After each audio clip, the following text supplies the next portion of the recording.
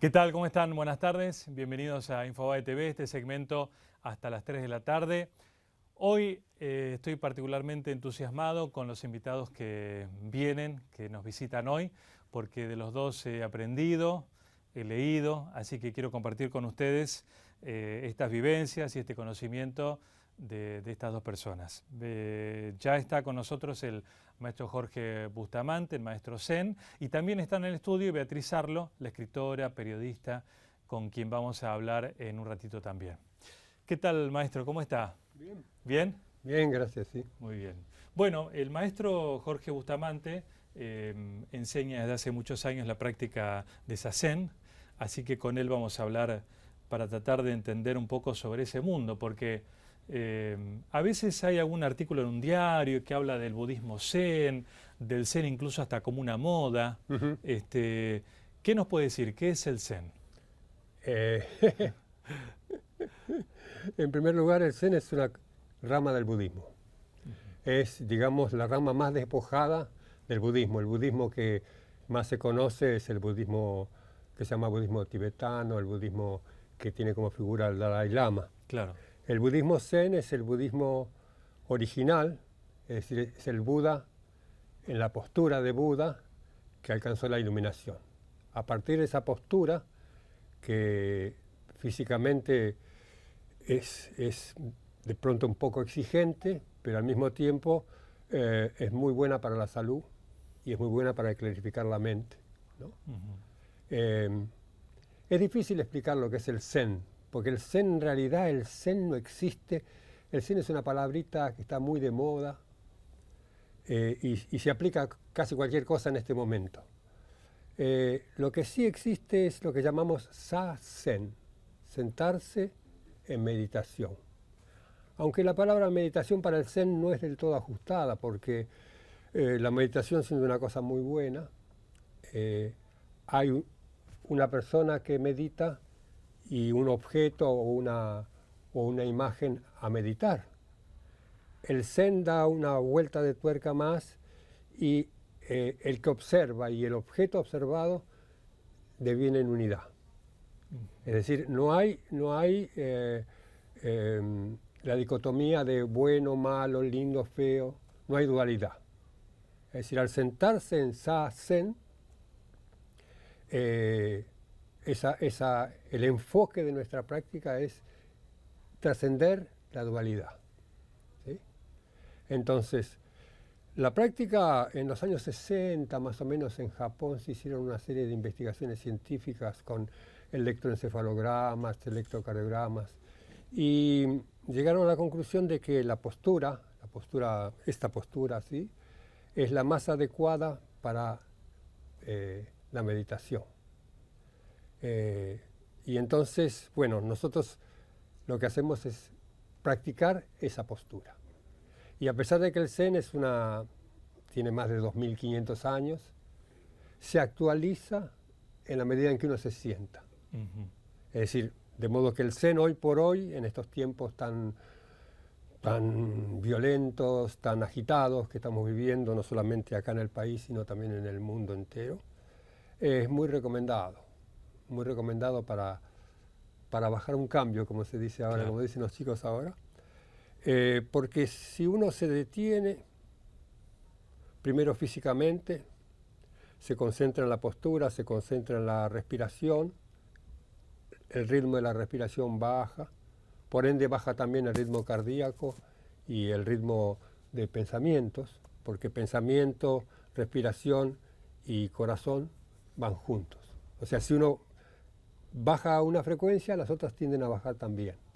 Entonces, observando la respiración se hace más lenta, más tranquila,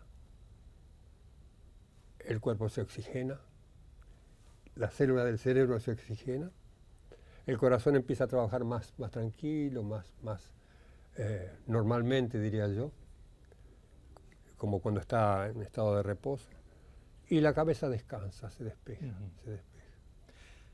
Ese es un horario de la televisión en donde suele haber, ni bien ni mal, existen muchos programas que tratan de cuestiones más superficiales y hay muchas peleas. A mí me gusta no es común ver a un monje zen en televisión, en los medios, y creo que tiene que tener visibilidad personas como el maestro Bustamante para no pensar de que solo lo que está a la vista es lo que existe.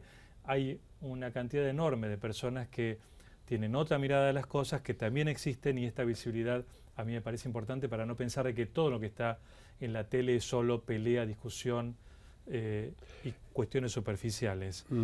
Porque en definitiva, perdón maestro, sí. creo que cuando se apaga la tele y se terminan de ver esos programas, las preocupaciones se distrajeron, pero no se fueron, ¿no? Es como una anestesia por un rato. Pero hay otras preocupaciones que quedan y que esta práctica puede solucionar. Yo no hablaría de solución, porque no es una medicina, no es una terapia. Es una práctica, es una forma de vivir. Yo creo que todo ser humano realiza cuatro actividades: comer, dormir, trabajar, entretenerse. Eso es lo que hacemos todos. Nosotros agregamos Zazen. A partir de Zazen vemos cómo estamos comiendo, cómo estamos trabajando, cómo estamos durmiendo, qué tanto nos entretenemos. Hay gente que son adictos al trabajo, andan siempre corriendo y no paran nunca. Incluso en las vacaciones siguen corriendo. A partir de detenerse, de quedarse quieto junto con los otros, porque se practica en grupo esto, uno puede tomar conciencia de cómo está su vida en ese momento, hacerse responsable de su propia vida. Siempre le echamos la culpa a los políticos, al gobierno, al país, al vecino, a mi tía. ¿Qué pasa con este que está aquí? Sentándome, parando la máquina, bajando un cambio, quedándome tranquilo, empiezan a desfilar todas las cosas del día en principio, y de algún modo eso se va despejando, se va limpiando.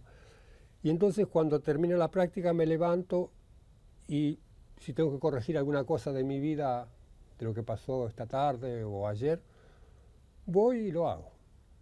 ¿Por qué? Porque me he sentado, me he detenido un momento, y en ese momento de detención aparece todo. Las personas que están muy aceleradas les cuesta mucho la práctica de Zazen. Empiezan a decir que les duelen las rodillas, que esto, que lo otro. Pero superado ese momento, si pueden quedarse sentados, si pueden mantenerse quietos, esa quietud empieza exteriormente, empieza a interiorizarse, la mente o el espíritu se calma. Y entonces las cosas esenciales empiezan a surgir. Es decir, uno se da cuenta la cantidad de cosas o actividades o movimientos que hacemos que no necesitamos hacerlo. La adquisición de objetos, ¿no? El consumo, consumir, llenar la ansiedad con algo, con galletas, con bebidas, con esto, con lo otro. Bajando esos niveles, uno empieza a tomar conciencia de que la vida de cada uno está en las manos de cada uno, que somos responsables de eso. A un maestro, el maestro Kodo que decía, Zazen es la última estación de nuestra vida, es la estación adulta de nuestra vida. Es decir, nosotros a partir de tomar conciencia de nosotros mismos, de hacernos responsables de nosotros mismos, se produce un cambio. Yo digo que si puedo, a lo mejor con esfuerzo al principio, porque no estoy acostumbrado, a poner derecha mi espalda, recta mi columna, mi vida se endereza, mi vida se rectifica. Y no es un pensamiento mágico. Las personas dicen, no, yo no puedo, yo no sé, yo no tengo problemas, la gente no me quiere, la gente me ataca. O sí, yo puedo. Siempre está en alguna posición que no es la posición justa. Practicando la postura justa, primero físicamente, el espíritu, la mente, se alinea con eso. Y si yo corrijo mi postura, corrijo mi vida, enderezo mi vida, el entorno inmediato se va enderezando, las cosas se van acomodando. Y eso puedo dar testimonio de eso. ¿Por personas que se acercaron a la práctica y cambiaron su vida? Así es, sí, sí, sí. Sí, porque una persona que va encontrando su equilibrio, naturalmente las personas que viven al lado de él, la esposa, los hijos, los padres, al principio lo van a ver medio como un bicho raro, pero después dicen, caramba, mira cómo ha dejado los zapatos, lo ha dejado acomodado. Antes era dejaba la toalla tirada en el baño, cuando se bañaba dejaba la luz prendida. Oh, qué bien, yo voy a hacer lo mismo que hace él. Por ahí no es algo que se diga, pero es algo que se empieza a sentir. Yo creo que el cambio en la humanidad, me dirás que es una gotita de agua en el océano, es el cambio de conciencia individual. Si cada uno de nosotros cuidara su equilibrio, cuidara su metro cuadrado, no habría tanta violencia en el mundo. Pero porque como estamos torcidos, vemos todo torcido, pero pensamos que está derecho. Ese es nuestro problema. El deseo, le voy a pedir al control si pueden solucionar este temita del audio. El deseo que es un poco el motor para todos, ¿no? Porque uno cuando desea cosas es lo que lo impulsa, ¿no? Pero ese deseo para conseguir, ¿hay un deseo bueno o un deseo malo? El deseo para el budismo es algo negativo porque se habla mucho de que desear, poseer, es algo que uno tiene que desterrar, que tiene que estar liberado, que no tiene que poseer, que tiene que desapegarse. Desapegarse, ¿no? Sí, entiendo la pregunta. El deseo es algo natural, es natural. Si no tuviéramos deseos estaríamos muertos, o seríamos de plástico o de madera. Pero hay que... y la pasión, ese deseo, ese apasionamiento, es lo que genera el movimiento. Ahora, a partir de la práctica, esa pasión, ese deseo, puede transformarse, y de hecho se transforma. ¿Pero qué es lo que se transforma? El deseo es siempre egoísta. Te amo, pero no mires para otro lado porque quiero que seas mío.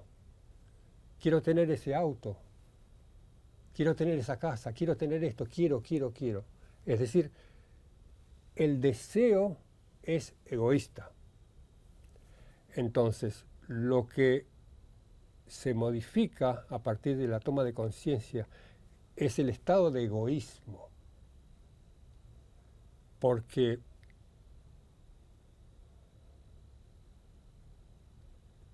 a partir de eso, esa pasión se transforma en compasión.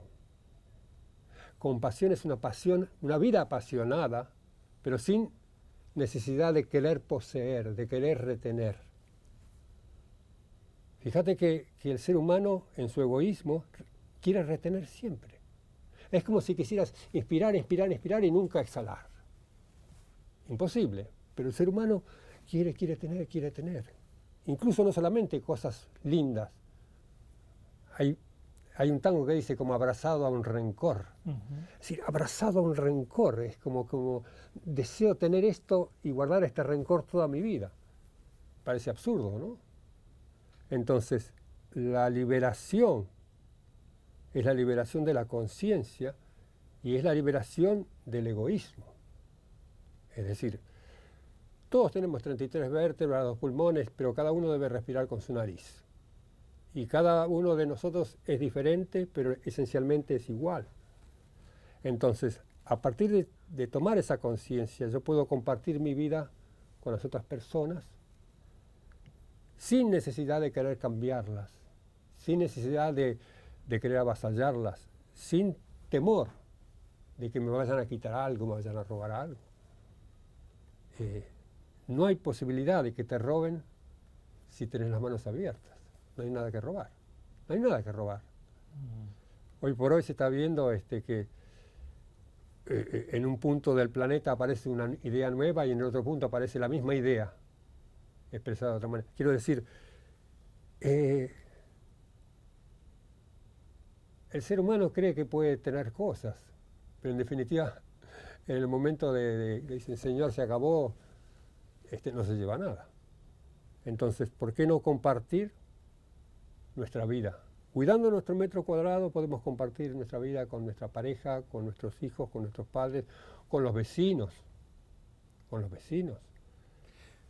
Y no hay, pero hay preocupaciones, por ejemplo, muy comunes, generales entre los argentinos ahora, como por ejemplo el aumento de los precios, la inflación, la inseguridad.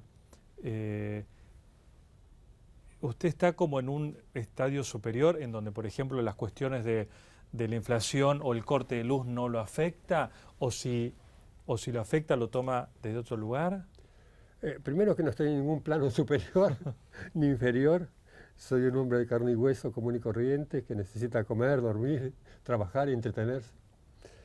Pero ¿qué hace esa Zen? Obviamente sí afecta, sí afecta.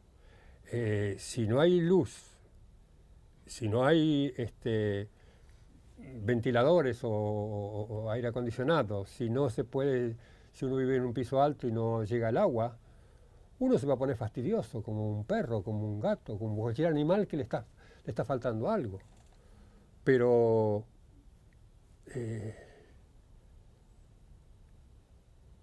se puede vivir de otra manera. Se lo puede vivir eso de otra manera. De otra manera. La inflación. Este país ha vivido prácticamente siempre la inflación. Desde los pesos ley, no sé cuánto, sí, hasta los patacones, los lecops y todo eso, hemos pasado por tantas cosas. Y esta onda también pasará. Había un maestro que decía, en invierno los abanicos no son necesarios. Me parece una frase muy sutil. En verano hace calor. En invierno hace frío. Cuando acá nos morimos de calor, en Estados Unidos están teniendo unos problemas bastante graves con eso. Acá tenemos problemas con la inflación. En Europa tienen problemas con la desocupación. El problema es el ser humano, el problema es el egoísmo. Y por eso yo cada vez reivindico esa práctica de Zazen. Reivindico la posibilidad de tener un centro con la puerta abierta para todo aquel que quiera venir a sentarse, porque no podemos vivir en otro lugar que en este siglo XXI. Uno dice, bueno, acá en Argentina no se puede hacer, me voy a Europa. Y al principio por ahí está bien, pero viene desocupación, etcétera, etcétera. Me voy a otro lado. Uno va a otro lado, pero lleva el propio infierno adentro. El infierno, el cielo están adentro de uno. Entonces, reivindico la práctica de Zazen en tanto y cuanto puede ser un cable a tierra, una toma de conciencia como seres humanos. Nuestro egoísmo olvida eso. Dice, yo soy de Boca, tú eres de River, y ahí se arma todo. Se arma un gran lío. Pelea, agresiones, violencia. Bueno, ahora hay como un gran Boca River a nivel nacional, ¿no? Así como antes se escribía que el hombre que hace un cambio genera un cambio también en los que lo rodean, puede ser para bien y puede ser también para mal. La agresión se puede multiplicar, el conflicto se multiplica también. Yo creo que sí que se multiplica, ¿Cómo esta confrontación que se vive en el país, qué piensas sobre eso? La violencia creo que va a seguir creciendo.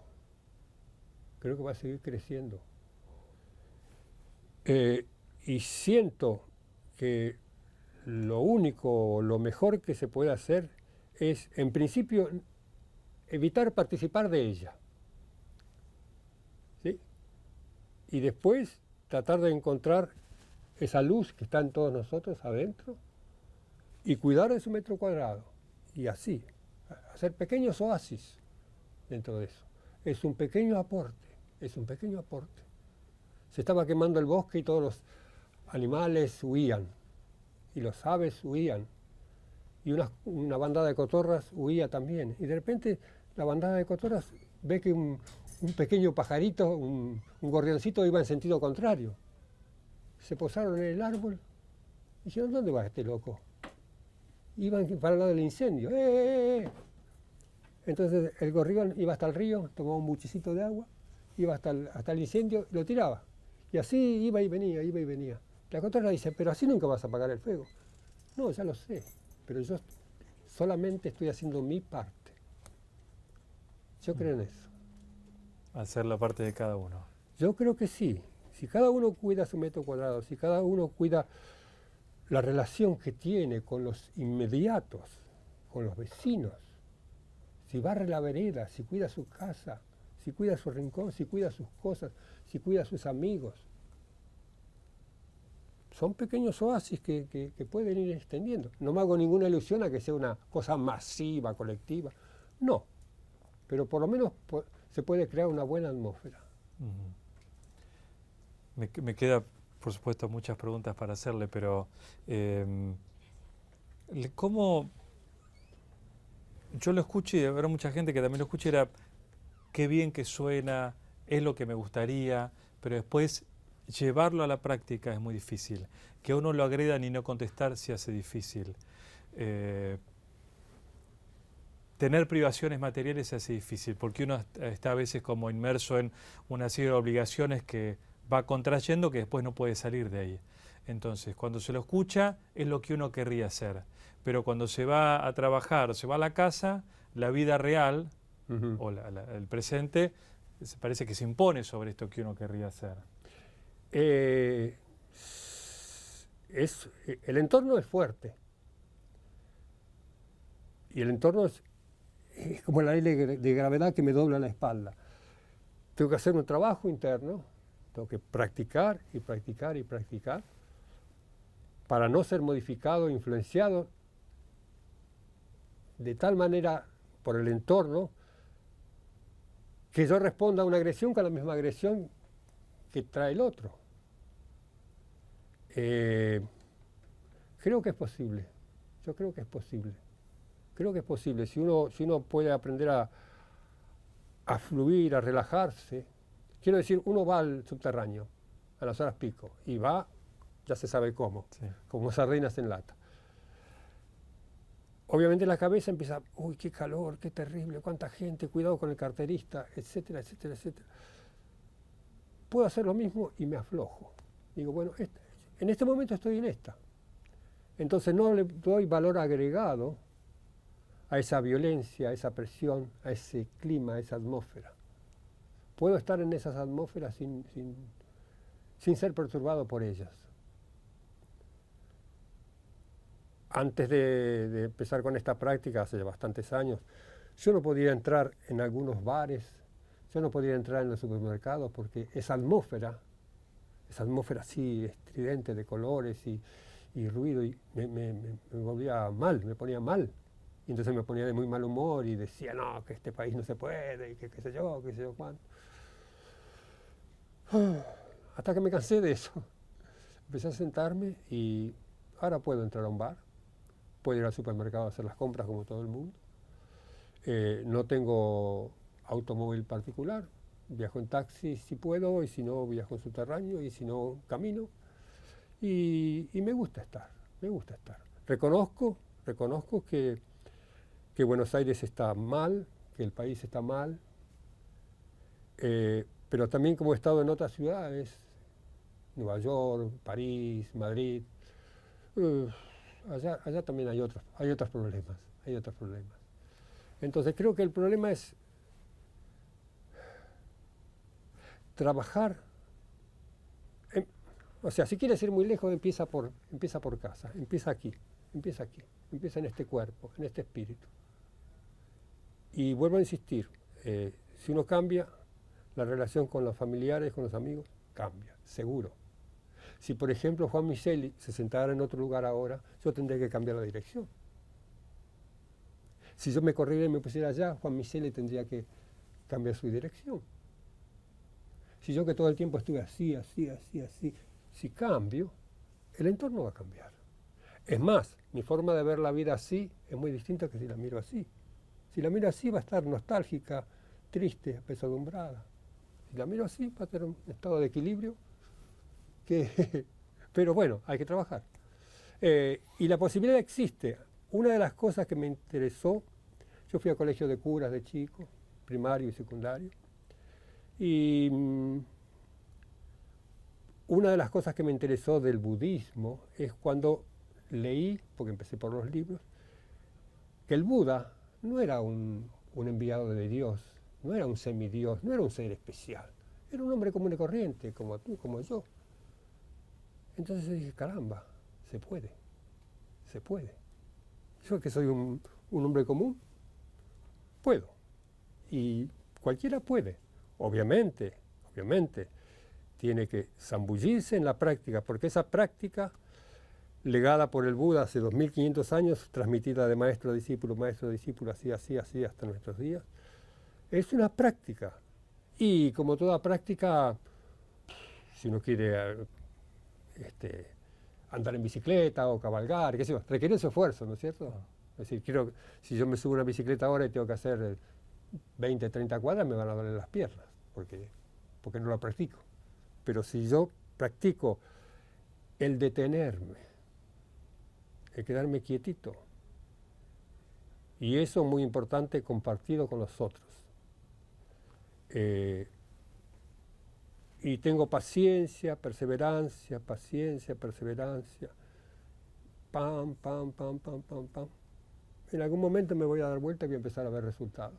Es decir, los resultados aparecen, por decir resultados, porque realmente siempre busca resultados, ¿no es cierto?, en el espejo de los otros. Che, qué cambiado que está, qué tranquilo que te veo, qué bien. Pero no te jode así, cómo está el país. Sí, me jode, pero ¿qué voy a hacer? Bueno, qué gusto haberlo tenido, ¿eh? Quedan muchas preguntas como siempre, pero lo importante de que se lo conozca y se conozca la práctica es que al que se le generó curiosidad o un interrogante, por lo menos pueda a partir de ahora investigar un poco más, ¿no? Este conocimiento previo mínimo surgirá en algunas personas, a lo mejor investigar un poquito y a lo mejor empieza algún cambio, ¿eh? Sí, yo creo que investigar y Google, Internet es maravilloso. Pero la práctica es el secreto, ¿no? Pero a partir de ahí, digamos, es maravilloso, pero hay que poner el cuerpo en movimiento.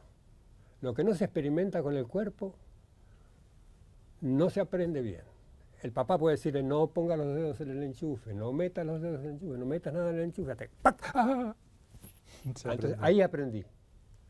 La práctica es llevar el cuerpo y sentarlo ahí y compartir con los otros, eso es importantísimo, porque eso ayuda a abandonar el egoísmo, ayuda mucho a abandonar el egoísmo. Muchas gracias, maestro, ¿eh? De nada, un gusto Hasta estar siempre. contigo.